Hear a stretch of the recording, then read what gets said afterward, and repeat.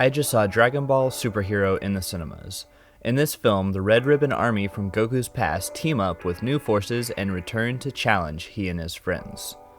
Spoiler warning for Dragon Ball Superhero.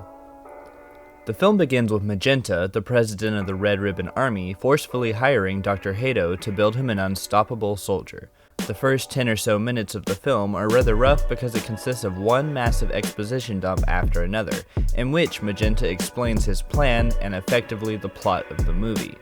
When his rambling finally whimpers out, Dr. Hato simply responds by saying, "Now that just sounds like a bad anime."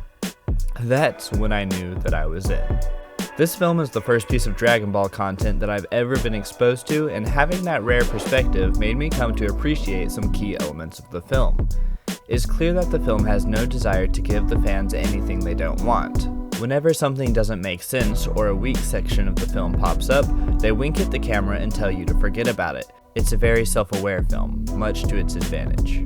Every time something doesn't make sense, would you prefer a massive wall of exposition attempting to explain it, or would you rather them wave it off and move on?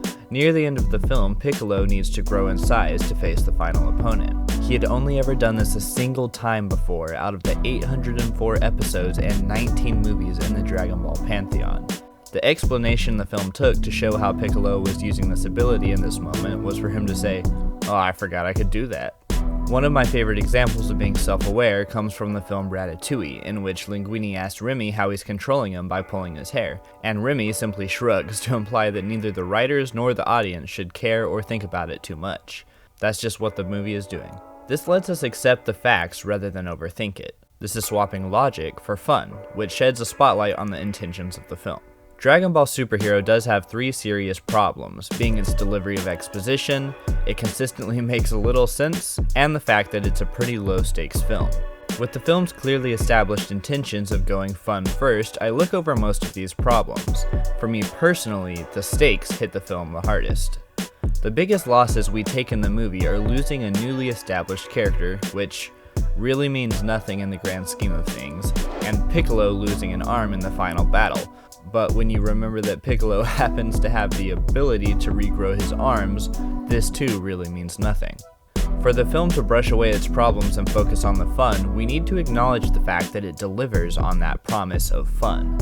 Being the first 3D animated content for Dragon Ball, it delivers a pretty solid outing. It never seemed off, even though perhaps it's easier for me to say that seeing as I'm a newcomer. The energy and intensity of the film was well communicated through the storyboarding, even if the cinematography wasn't mind-blowing throughout. Then the sound design and music really backed it up to form a proper spectacle. My experience may have been helped by being in the theater, but I expect it would still go pretty well if you were watching it at home. One of the biggest points about this entire argument that I cannot stress enough is that it is not sufficient to simply acknowledge the fact that your movie is bad. There's a new trend in kids' movies, especially after the release of Deadpool, to have self-referential humor that expresses the writers are aware of the fact that the jokes they are writing are bad.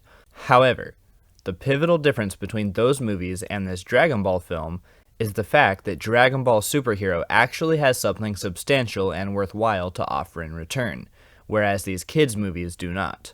Check out either Space Jam 2 or Chip 'n Dale Rescue Mission for the most recent egregious examples I can think of. But also, don't check them out because those movies are terrible. If you're asking the audience to pass up the shortcomings / logical gaps in your film, then you have to give them something else to grasp onto. My last point is that I have a pretty strong disdain for some of these other anime tie-in movies like the My Hero films, because they are more or less extended episodes that serve to set up new themes, but they lack any closure or well-built structure to make the film a satisfying experience by itself, even if part of a greater universe. I certainly had the fear that this would also be the case with Dragon Ball Superhero, but it's surprisingly self-contained. I would say that at least 90% of the film perfectly serves its own story around this new Red Ribbon Army plan. While I was initially concerned about some of the subplots like the daily goings of Gohan's family, they were all reincorporated properly. The outlying 10% is dedicated to the characters like Goku and Vegeta, who have no real place or purpose in the story, seeing as it's more centered around Piccolo and Gohan here.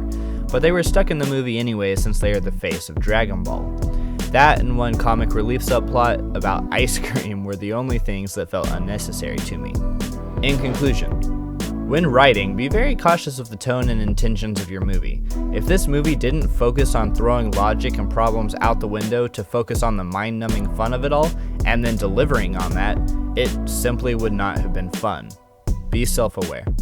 This movie isn't great, but it is a lot of fun. It's still playing in cinemas, so go check it out and form your own opinion. I'll catch you later.